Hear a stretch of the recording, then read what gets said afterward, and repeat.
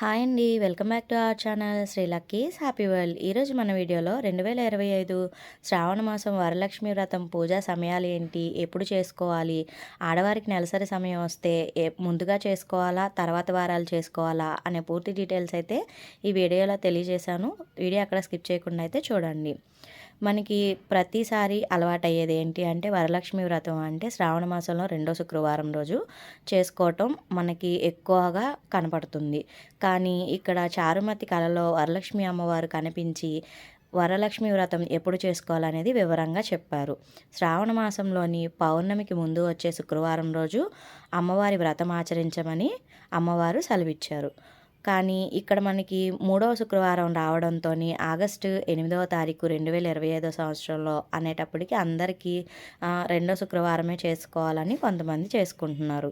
కానీ మనకి ప్రతి సంవత్సరము రెండో శుక్రవారమే వస్తుందండి. కాకపోతే ఈసారి మనకి శుక్రవారంతోనే మనకి శ్రావణ మాసం అనేది స్టార్ట్ అయింది కాబట్టి మనకి ఆగస్టు 8వ తారీఖు శుక్రవారం రోజు అయితే వస్తుంది. శనివారం పౌర్ణమి వచ్చింది. పౌర్ణమికి ముందు వచ్చే శుక్రవారం ఆగస్టు 8వ తారీఖు వరలక్ష్మి వ్రతం అయితే మనం జరుపుకోవాలి.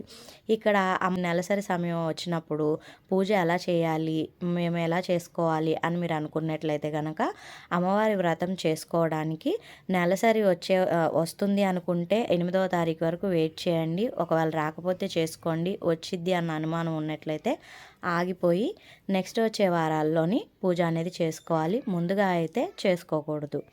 ఇప్పుడు పూజ టైమింగ్స్ వచ్చేసి ఉదయం అయితే 6:54 నుంచి 9:02 వరకు, మధ్యాహ్నం 1:19 నుంచి 3:33 వరకు, సాయంత్రం 7:29 నుంచి 9:06 వరకు ఈ టైమింగ్స్లో అయితే అమ్మవారి వ్రతం అనేది చేసుకోవచ్చు.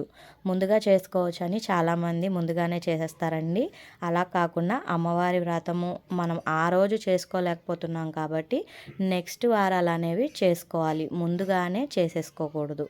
ఈ విషయాలన్నీ మీకు అర్థమైనాయి అని అనుకుంటున్నాను. ఇలాంటి విషయాలు తెలుసుకోవడానికి మా ఛానల్ని వాచ్ చేస్తూనే ఉండండి. మరిన్ని ఇంట్రెస్టింగ్ వీడియోస్ కోసం మా ఛానల్ని సబ్స్క్రైబ్ చేసుకోండి. Thank you.